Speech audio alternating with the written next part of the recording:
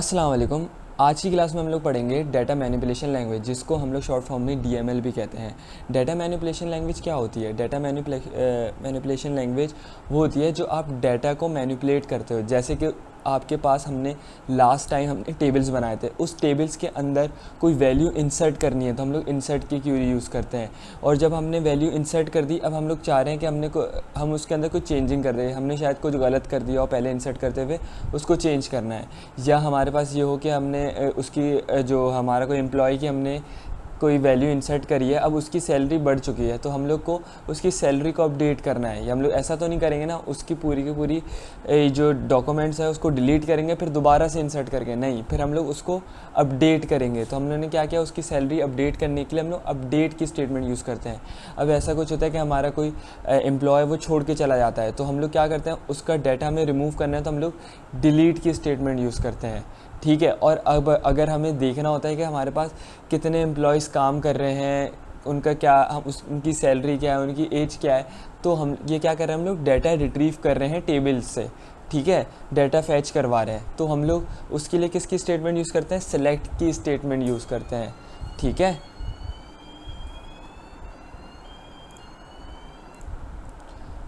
तो चलें हम लोग अपने वर्क बेंच पे इंसर्ट की क्यूरी को देखते हैं। ठीक है, अब हम लोग ने यहाँ पर जब आए लास्ट टाइम, हम आपको याद है कि हमने एक शॉप का क्या किया था, हमने एक डेटाबेस क्रिएट किया था जिसके अंदर हमने एक टेबल क्रिएट किया था, क्या, सेल्स अंडरस्कोर डाटा।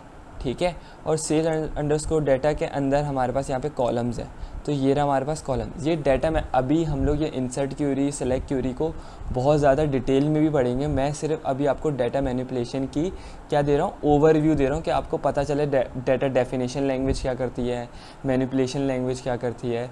तो इसी तरीके से सारी लैंग्वेज के मैं सिर्फ ओवरव्यू दे रहा हूँ। इसको हम लोग बाद में पूरा हम लोग बिल्कुल डिटेल में पढ़ेंगे। इंसर्ट क्यूरीज़ को भी बिल्कुल डिटेल में पढ़ेंगे, उसके अंदर और क्या फ़ीचर्स हैं और कैसे यूज़ कर सकते हैं।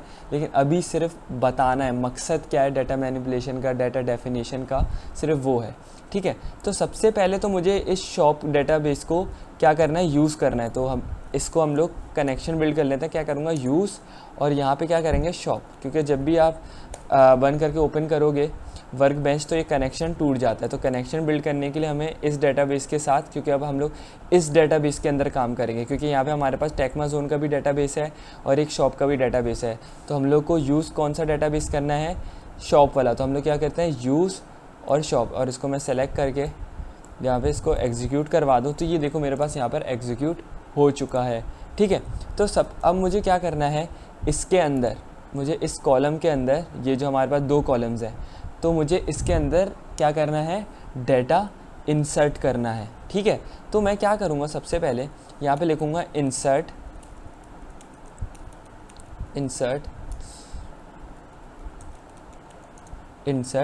इनटू। ठीक है, इनटू टेबल नेम। अब टेबल नेम क्या है मेरा, इंसर्ट इनटू, अब टेबल नेम लिखते हैं हम लोग। अब मैंने लिखा सेल्स अंडरस्कोर डाटा। ठीक है, ये हमारा हो गया क्या, टेबल नेम। अब इसके बाद हम लोग क्या करेंगे, इस टेबल नेम के अंदर आपको कौन कौन सी फील्ड्स की वैल्यू इंसर्ट करवानी है वो यहाँ पर लिखते हो। मुझे कौन कौन से फील्ड्स की वैल्यू इंसर्ट करवानी है, परचेज़ नंबर की और डेट ऑफ परचेज़ की, इन दोनों की वैल्यूज़ को मुझे इंसर्ट करवाना है। तो मैं यहाँ पे लिखूँगा परचेज़ नंबर और यहाँ पर लिखूँगा मैं डेट ऑफ परचेज़। ठीक है, अब मैंने ये तो बता दिया कि मुझे इन दोनों कॉलम्स, मतलब सेल्स डाटा के अंदर इन दो कॉलम्स की वैल्यू को इंसर्ट करवाना है, बट इनकी वैल्यूज़ कैसे इंसर्ट करवाएंगे। ठीक है, तो हम लोग यहाँ पे लिखेंगे वैल्यूज़। ठीक है, अब यहाँ पे लिखा मैंने वैल्यूज़ और मैंने दोबारा यहाँ पे क्या दे दिया, राउंड ब्रैकेट्स। अब राउंड ब्रैकेट्स के अंदर हम लोग कितनी वैल्यूज़ पास करेंगे, ये बात आती है। हम लोग क्या कितनी वैल्यूज़ पास करेंगे, दो वैल्यूज़। क्यों, क्योंकि मैंने यहाँ पर दो फील्ड्स के नाम लिखे हैं। जो हम लोग पहली वैल्यूज़ देंगे वो पहली फील्ड के लिए देंगे और जो हम लोग दूसरी वैल्यू देंगे वो हम लोग दूसरी फील्ड के लिए देंगे। ठीक है, तो इसी तरीके से हम लोग क्या करेंगे, अब यहाँ पे परचेज़ नंबर मैंने दे दिया 1। ठीक है, और उसके बाद मैंने यहाँ पर क्या दे दिया, यहाँ पे डेट ऑफ परचेज़ ठीक है, इसको हम लोग डबल कोट्स में लिखेंगे। कैसे लिखेंगे, सबसे पहले हम लोग को ईयर लिखना होता है 2020 डैश, अब मैंने यहाँ पे लिखा क्या 06 डैश, और यहाँ पे मैंने लिख दिया, अब यहाँ पे हमारे पास डेट आ गई, अब मंथ था अब डेट, तो मैंने यहाँ पे लिख दिया 11, ठीक है, और मैंने यहाँ पे सेमीकोलन डाल दिया। और अब मैं इसको रन करता हूँ तो मैं चेक करता हूँ कि मेरी क्यूरी एग्जीक्यूट हुई है या नहीं हुई।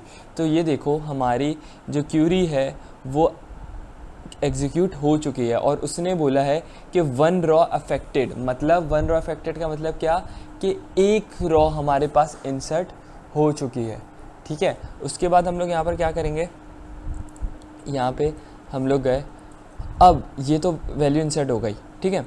अब मैं इधर देखो, एक तरीका तो ये था, यहाँ पर मैंने लिखा purchase number and comma date of purchase और वैल्यूज़, ठीक है, ये वाला एक तरीका था। और एक देखो नीचे भी मैंने एक तरीका लिखा हुआ है, इंसर्ट इनटू सेल्स वैल्यूज़, और ये दे दी मैंने, ठीक है। तो इसको हम लोग कैसे करेंगे, ये क्या चीज़ है, इन दोनों में डिफरेंस क्या है, पहले चलो मैं इंसर्ट करवा के दिखाता हूँ, फिर मैं आपको डिफरेंस बताऊँगा, ठीक है। मैंने लिखा यहाँ पे इंसर्ट इनटू सेल्स, ठीक है, सेल्स अंडरस्कोर डाटा, और इधर इसके बाद मैंने यहाँ पे दे दिया वैल्यूज़, और यहाँ पे मैंने वैल्यूज़ दे दी 2 कॉमा, और यहाँ पे अब देखो 1 मैंने दे दिया था ना, परचेज नंबर 1 दे दिया, तो मैंने यहाँ पे परचेज नंबर 2 दे दिया, ठीक है। और डेट में यही रख लेता हूँ, इसको मैं यहाँ से कॉपी कर लेता हूँ, ठीक है, और मैंने यही इसको डेट रख दी, या डेट इसको 10 कर देते हैं, ठीक है, 12, ठीक है। और इसके बाद मैंने इसको इंसर्ट कर दिया। अच्छा, अब इन दोनों में डिफरेंस क्या है, पता है डिफरेंस क्या है, डिफरेंस ये है, अगर अब देखो इस टेबल के अंदर कितने कॉलम्स हैं, 2 कॉलम्स हैं, और हम लोग 2 ही वैल्यूज़ पास कर रहे हैं, ठीक है, हम लोग 2 ही वैल्यूज़ पास कर रहे हैं, मतलब उस टेबल के अंदर जितने भी कॉलम्स हैं उन सब की वैल्यूज़ पास कर रहे हैं, तो हमें यहाँ पर कॉलम नेम देने की ज़रूरत नहीं है, जैसे कि हमने यहाँ पर दिया था, ठीक है। अगर आप देना चाहो तो दे दो, कोई मसला नहीं है, लेकिन एफिशिएंट तरीका ये है, अगर आप उस सारे कॉलम्स की वैल्यू पास कर रहे हो तो यहाँ पे सारे कॉलम्स का नाम लिखने की ज़रूरत नहीं है। बट आप कोई सिर्फ एक स्पेसिफ़िक कॉलम की बात कर रहे हो, उसमें इंसर्ट करना चाहते हो वैल्यू, तो फिर आप कैसा कर सकते हो, जैसे कि अगर मैं सिर्फ लिखूँ यहाँ पे परचेज़, मुझे डेट ऑफ परचेज़ नहीं पता उसकी, ठीक है, लेकिन नंबर ऑफ़ परचेज़ मुझे पता है, ठीक है, तो मैं यहाँ पर क्या कर रहा हूँ, सिर्फ एक स्पेसिफ़िक कॉलम की वैल्यूज़ पास कर रहा हूँ। मैं क्या कर रहा हूँ, एक स्पेसिफ़िक कॉलम की वैल्यू यहाँ पर पास कर रहा हूँ, ठीक है। तो मैं यहाँ पर क्या लिख रहा हूँ, सिर्फ परचेज़ नंबर, और मैंने सिर्फ एक वैल्यू पास कर दी, ठीक है। तो अब मैंने इंसर्ट किया, तो यहाँ पर देखो मेरे पास वैल्यू इंसर्ट हो चुकी है, मतलब सिर्फ आप उस टेबल के अंदर सिर्फ एक कॉलम की वैल्यू पास कर, मतलब यहाँ पे हमारे पास 2 कॉलम्स मौजूद हैं, लेकिन मैं सिर्फ एक कॉलम की वैल्यू पास करना चाहता हूँ, तो मैं यहाँ पर उस कॉलम का नाम लिखूँगा और यहाँ पे उसकी वैल्यू दे दूँगा। लेकिन अगर आप यहाँ पे तमाम कॉलम्स की वैल्यूज़ इंसर्ट कर रहे हो, तो आपको ज़रूरत नहीं है कि आप वो सारे कॉलम्स के नाम लिखो। देखो हमने ऊपर लिखे थे, हमारे पास 2 ही कॉलम्स से दोनों कॉलम्स के नाम लिख दिए, तो कोई मसला नहीं है, एरर नहीं देगा, ठीक है, एरर नहीं देगा। लेकिन ज़्यादा एफिशिएंट तरीका ये है कि हम लोग क्यों लिखें जब हमारे पास हमें तमाम कॉलम्स की वैल्यूज़ यहाँ पर देनी है, ठीक है। एक तरीका तो ये है, और भी तरीके हैं, जैसे कि अगर, अच्छा ये हम लोग बाद में बात करेंगे, ठीक है, आप कंफ्यूज हो जाओगे, अभी सिर्फ इतना ही रखें, ठीक है। यहाँ तक हमारी बात ये हो गई कि हमने वैल्यू यहाँ पर इंसर्ट कर ली, ठीक है। अब हम लोग नेक्स्ट चेक करते हैं, हमारे पास नेक्स्ट स्लाइड क्या है हमारे पास। अच्छा, अब हमारे पास क्या है, डाटा मैनिपुलेशन लैंग्वेज DDL क्या है, it's statement allowed to manipulate data in the table of a database object, ठीक है। डेटाबेस ऑब्जेक्ट हमारे पास जो होता है उसके अंदर टेबल्स होते हैं हमारे पास, उस टेबल्स के अंदर हम लोग के अंदर जो भी हमें मैनिपुलेशन करनी होती है वो हम लोग मैनिपुलेशन लैंग्वेज के थ्रू करते हैं, ठीक है। तो अब हमारे पास यहाँ पे देखो द सेलेक्ट स्टेटमेंट क्या है, use to retrieve a data from database object like table, ठीक है। तो हम लोग यहाँ पे क्या कर रहे हैं, यहाँ पे क्या है, सिलेक्ट स्टैटिक, ठीक है, फ्रॉम सेल्स, ठीक है। तो इसका मतलब क्या होता है, हम लोग यहाँ पे लिखेंगे सिलेक्ट स्टैटिक। स्टैटिक मतलब होता है ऑल, तमाम चीज़ें, मतलब तमाम चीज़ें। सिलेक्ट ऑल किसमें से, from table name. Table name क्या है हमारे पास, जिस टेबल को हम लोग को, जिस टेबल का हमें डाटा देखना होता है वो हम लोग यहाँ पर लिखते हैं, सही है। यहाँ पे हम लोग टेबल नेम लिखेंगे, तो हमने यहाँ पे लिख दिया डाटा, सेल्स अंडरस्कोर डाटा, सही है। Select static from sales data, ठीक है। अब मैंने इसको रन किया तो यहाँ पर देखो मेरे पास तमाम डाटा यहाँ पर हमारे पास आ चुका है। इसका मतलब सेलेक्ट का मतलब, स्टैटिक का मतलब होता है ऑल, क्योंकि हम लोग आगे और भी चीज़ें देखेंगे, लेकिन अभी मुझे सिर्फ आपको क्या मैंने क्लास में बताया था कि हम लोग को सिर्फ डाटा मैनिपुलेशन को समझना है, ये होता क्या है।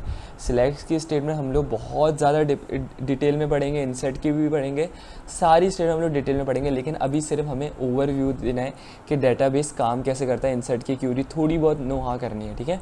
तो यहाँ पर देखो select static from sales data. अब इसने देखा सेल्स डाटा के अंदर जितना भी डाटा था वो मुझे यहाँ पर लाके उसने दिखा दिया रिजल्ट ग्रिड में, ठीक है। जैसे परचेज नंबर था 1 और ये हमारी डेट थी, तो ये देखो हमने ये वाला डाटा जो इंसर्ट किया था वो हमारे पास यहाँ पर आ रहा है, और ये वाला जो डाटा इंसर्ट किया था ये रहा, और जो हमने सिर्फ एक वैल्यू इंसर्ट करी थी वो देखो यहाँ पर ये आ रही, और यहाँ पे डेट ऑफ परचेज में नहीं किया था तो यहाँ पे हमारे पास नल लिखा हुआ आ रहा है, ठीक है। मुझे लगता है आपको ये सिलेक्ट की स्टेटमेंट समझ आई होगी कि select static from table name. Table name क्या हमारा, सेल्स डाटा, ठीक है। अब उसके बाद हम लोग आगे चलते हैं। अब यहाँ पर देखो, यहाँ पर आ गई हमारे पास अपडेट की स्टेटमेंट, ठीक है। अब ये अपडेट की स्टेटमेंट क्या है, अपडेट की स्टेटमेंट ये होती है कि हमें कोई डाटा दिया गया है, ठीक है, और हमने इंसर्ट किया हुआ है, लेकिन अब उसके अंदर हमें कुछ चेंजिंग करनी है, ठीक है। तो हम लोग क्या करते हैं, अपडेट की क्यूरी यूज़ करते हैं। यहाँ पर देखो इसने क्या किया हुआ है, ये हमारे पास टेबल है कुछ ना, तो हमने यहाँ पे क्या किया है, अपडेट सेल्स, इसका मतलब अपडेट टेबल नेम, ठीक है। अपडेट टेबल नेम सेट, अब उसने वैल्यू सेट करवानी है, मतलब अब कौन सी वैल्यू अपडेट करवानी है, ठीक है। अब मैंने यहाँ पे लिखा सेट, और यहाँ पे क्या लिखा, डेट ऑफ परचेज, ठीक है। Date of purchase equal to 2017 12 इसने ये क्या कर दिया कि कौन सा अपडेट करो, सही है, डेट ऑफ परचेज वाला कॉलम अपडेट करो, उसके अंदर क्या करो 2017 12 लेकिन कौन सी वाली रॉ पर, कौन से वाले डाटा पे, तो उसने यहाँ पर देखो वेयर की क्लॉज लगाई है, उसने बोला where purchase number equal to 1। तो इसका मतलब क्या, जहाँ पे परचेज नंबर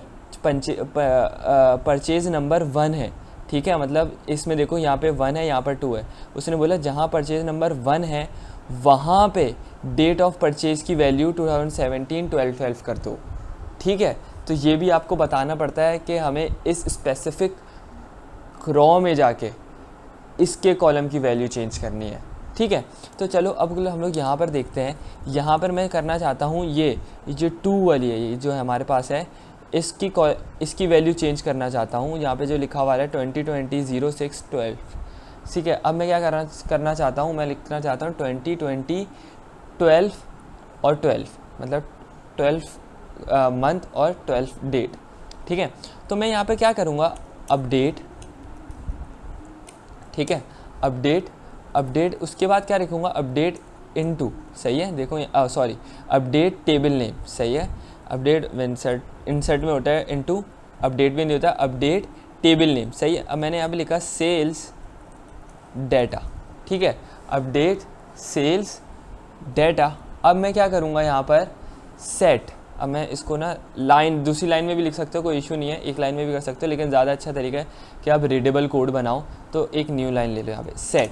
अब मुझे जो वैल्यू चेंज करनी है, किस कॉलम की वैल्यू चेंज करनी है, इस डेट ऑफ परचेज की वैल्यू चेंज करनी है। तो मैंने यहाँ पे लिखा डेट ऑफ परचेज, ठीक है, डेट ऑफ परचेज, और डेट ऑफ परचेज की वैल्यू मुझे क्या रखनी है अब, ठीक है।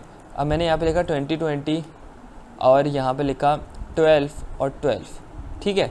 अब ये तो कर दिया, अब ये तो मेरे ख्याल से तमाम कॉलम्स की वैल्यूज़ को चेंज कर गए, लेकिन नहीं, मुझे सिर्फ इस यहाँ पे जो 2 है इस वाली रॉ की वैल्यू चेंज करनी है, तो मुझे बताना पड़ेगा कि वेयर परचेज नंबर, सही है, where purchase number equal to 2। अब इसका मतलब क्या कि परचेज नंबर 2 है जहाँ पर उस कॉलम की वैल्यू आप 2020 12 12 कर दो, ठीक है। अब मैं इसको रन करके देखता हूँ, सेमीकोलन लगा दिया और इसको मैंने सेलेक्ट किया और इसको अब मैंने रन करके आपको दिखाता हूँ। तो मैंने यहाँ पे रन किया तो ये देखो यहाँ पे हमारे पास अपडेट हो चुकी है वैल्यूज़, ठीक है। उसने बताया देखो मैच हो गई है, 1 मैच हुई है, चेंज भी 1 हो गई और वार्निंग कुछ भी नहीं दी उसने, ठीक है। तो अब मैं क्या करता हूँ, इस सिलेक्ट की स्टेटमेंट को दोबारा एग्जीक्यूट करवा देता हूँ। तो मैंने इसको दोबारा एग्जीक्यूट करवाया तो यहाँ पर देखो, यहाँ पे देख रहे हो अब 2020 12 12 हो गया। अब मतलब ये वाली जो वैल्यूज़ थी जो हमारे पास परचेज नंबर 2 था उसके कॉलम की, कौन से कॉलम की, डेट ऑफ परचेज की वैल्यू मैंने चेंज करवा दी, ठीक है। अब ये हमारे पास वैल्यू चेंज हो चुकी है, ठीक। अब हमारे पास यहाँ पर देखो एक होती है डिलीट की स्टेटमेंट हमारे पास ना। तो डिलीट की स्टेटमेंट क्या है, देखो यहाँ पे the delete statement function similar to the truncate statement. Truncate statement हम लोग कहाँ पढ़ी थी, हमने डाटा डेफिनेशन लैंग्वेज में पढ़ी थी, बट इसके अंदर थोड़ी सी चीज़ें चेंजिंग है, ठीक है। अभी थोड़ी सी चीज़ बताता हूँ और बाकी हम लोग जब और ज़्यादा टर्नक्रेट और डिलीट को ब्रीफली पढ़ेंगे तो जब बताऊंगा, ठीक है। यहाँ पे देखो truncate allow to remove all records contain in a table. मतलब टर्नक्रेट क्या करता है कि वो सारा का सारा डाटा उड़ा देता है, सही है, डिलीट कर देता है। लेकिन क्या होता है विद डिलीट, सही है, विद डिलीट से भी आप सारा का सारा डाटा भी उड़ा सकते हो और you can specify precisely what you could like to be removed, सही है। अब इसका मतलब क्या कि आप ये भी बता सकते हो कि आपको कौन सी रॉ का डाटा उड़ाना है, ये वाली रॉ उड़ानी है, ये वाली रॉ उड़ानी है, या आपको तमाम रॉज उड़ानी है, ये सारी चीज़ें आप डिलीट में कर सकते हो। लेकिन आप ये बोलो अब तमाम सारी रॉज उड़ाते हो, डिलीट के थ्रू भी उड़ा सकते हो और टर्नक्रेट के थ्रू भी उड़ा सकते हो, सिर्फ सारा रिकॉर्ड की बात कर रहा हूँ, ऑल रिकॉर्ड्स की। लेकिन इसके अंदर भी डिफरेंस है, ठीक है, ये मैं आपको बाद में बताऊँगा, आपको अभी नहीं बता सकता, आपको समझ नहीं आएगा, ठीक है। तो चलो हम लोग डिलीट को देखते हैं। तो यहाँ पे इसने क्या किया, क्या है, डिलीट फ्रॉम सेल्स, सही है, मतलब delete from table name where purchase number equal to 1। तो उसने क्या किया कि डिलीट करो सेल्स टेबल में से where purchase number equal to 1, जहाँ पे परचेज नंबर 1 है, ठीक है। तो चलो हम लोग इसको डिलीट करते हैं। डिलीट क्या है, delete from sales data where क्या है हमारे पास, परचेज नंबर इक्वल टू 1, ठीक है। तो यहाँ पर देखो मैंने क्या किया, डिलीट फ्रॉम सेल्स टेबल, मतलब सेल्स टेबल्स में से डिलीट करो where purchase number equal to 1, जहाँ परचेज नंबर इक्वल टू 1 है वो वाली रॉ डिलीट कर दो। तो ये वाली रॉ यहाँ से डिलीट हो जाएगी। कैसे डिलीट होगी, इसको मैं सेलेक्ट करूँ और मैंने यहाँ पे इसको रन किया तो ये देखो इसने यहाँ पे हमारे पास, अच्छा 2 रॉज अफेक्टेड हुई, क्यों, क्योंकि हमारे पास 1 वाला एक और जगह था, मतलब तीसरी रॉ भी हमारे पास में परचेज नंबर 1 था, इस वजह से उसने 2 रॉज को डिलीट किया। जहाँ पे परचेज नंबर 1 है वो तमाम, जहाँ पे परचेज नंबर 1 है वो तमाम रॉज वो डिलीट कर देगा। अब मैं सेलेक्ट की स्टेटमेंट को दोबारा वो करता हूँ। अब देखो यहाँ पे मैंने सेलेक्ट की स्टेटमेंट दोबारा रन करी तो मेरे पास सिर्फ एक ही डाटा यहाँ पर मौजूद है। तो ये हमारे पास था क्या, डाटा मैनिपुलेशन लैंग्वेज, ठीक है।